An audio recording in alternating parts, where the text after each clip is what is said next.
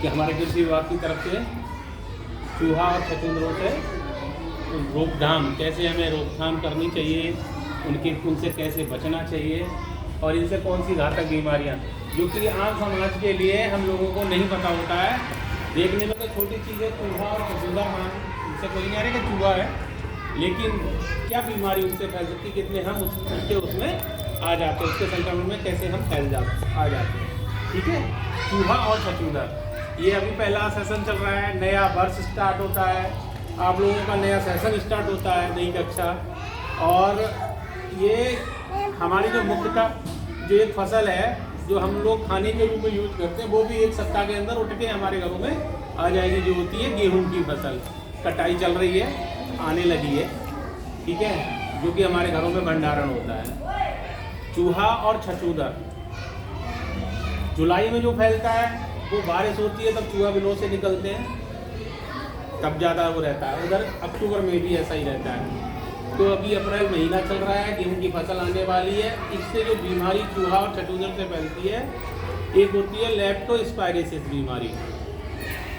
Leptospirosis जो red fever नाम जिसे दिया गया है, बीमारी लेप्टोस्पायरोसिस होती है, रेड फीवर नाम की उसे बीमारी दी गई है।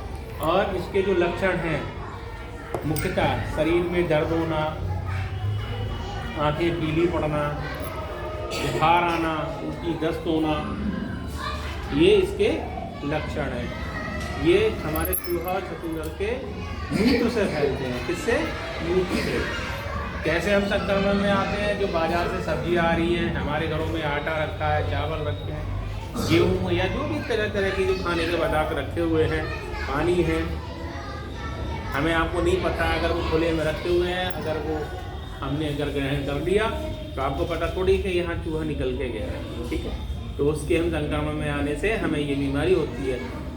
कोई कह देगा कि आप बाहर को लिए हो, कोई कह देगा कि कुछ, ठीक है, लेकिन इसके हम कहीं ना कहीं लक्षण में आ जाते हैं। एक बीमारी होती है स्क्रब टाइफस, एक बीमारी होती है स्क्रब टाइफस।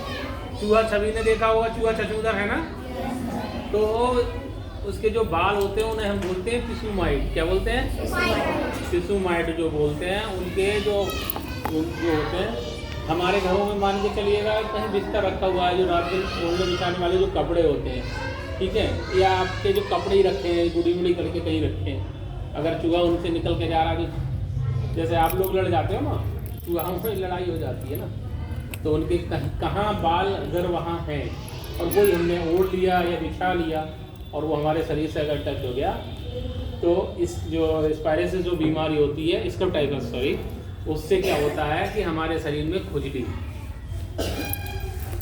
डॉक्टर के पास जाओगे वो आपको बताएगा कि एलर्जी हो गई है, वो लेकिन एलर्जी नहीं होती है, वो काले रंग के चकत्ते भी पड़ जाते हैं। और आंखें आना, देखा होगा, कभी कभी सुना होगा, आई ब्लू हो गया है, कहते हो ना कि आंखें आ रही हैं, देख के भी आंखों में आंसू से आ जाते हैं, कीचड़ आ जाते हैं, ठीक है।